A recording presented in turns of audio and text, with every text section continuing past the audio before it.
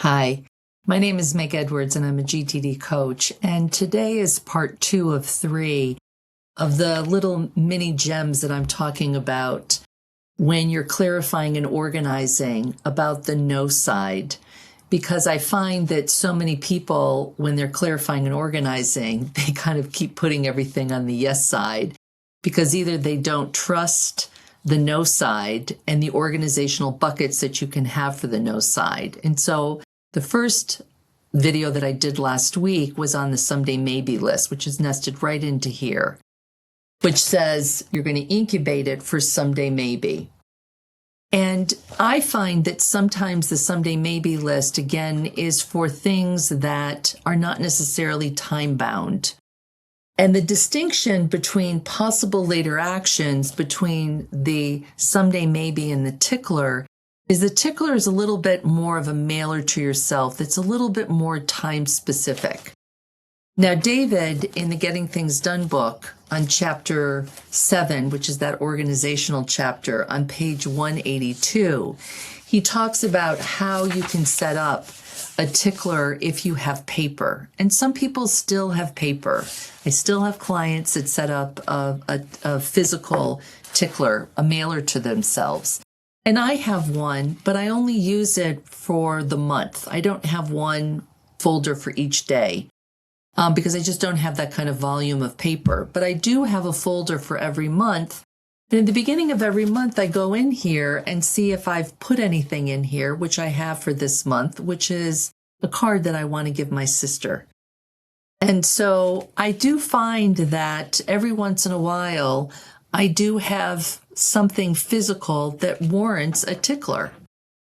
And this is about really setting up a comprehensive system and an organizational system so there's no hiccups when anything does show up and you're like, oh, that would be great to put in my tickler.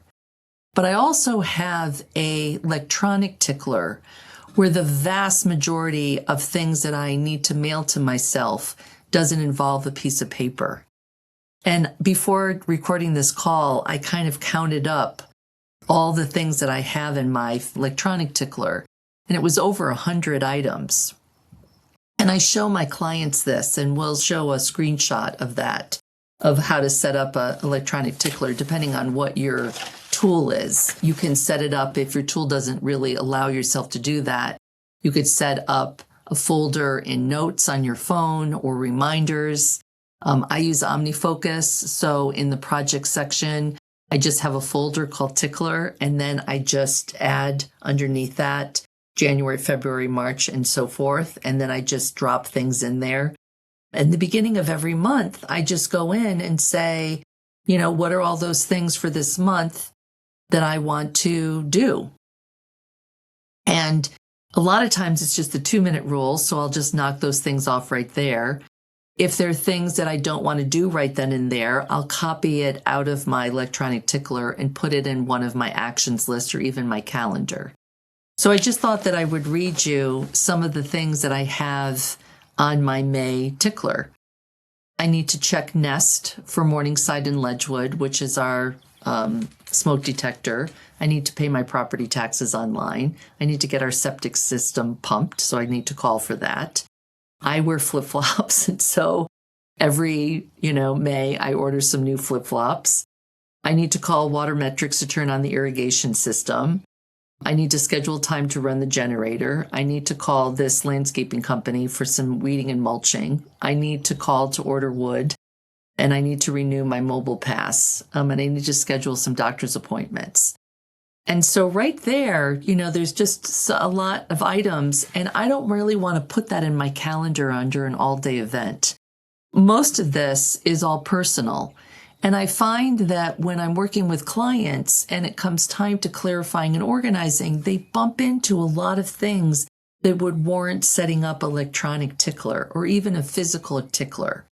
So even if you don't have that much volume, but if you find that it doesn't really go on your someday maybe list, but it's kind of time specific. Maybe it's something that you want to activate in November that could go in your November folder. I sometimes will unsubscribe to things and I need to kind of know when to unsubscribe. But again, I don't really want that in my calendar. So it is a gem of an organizational tool. And I just want to be able to put that in the forefront of your mind, that when you're clarifying and organizing and you're bumping up against, like, where does this go? Where does this go? Where does this go? I'd like you to think, maybe that's where a tickler would help me. So as always, would welcome any comments, any reflections, how you're using a tickler, how maybe you'd like to set up a tickler. Again, it's just one of those little gems of those things that you might be bumping up against that might be really useful when you're clarifying and organizing and you're like, where does that go? Well, it may be a combination of a tickler or a someday maybe. For more GTD resources, please visit gettingthingsdone.com and David Allen's YouTube channel. For more information on GTD coaching, please email us at info@gtdfocus.com or visit our website at gtdfocus.com.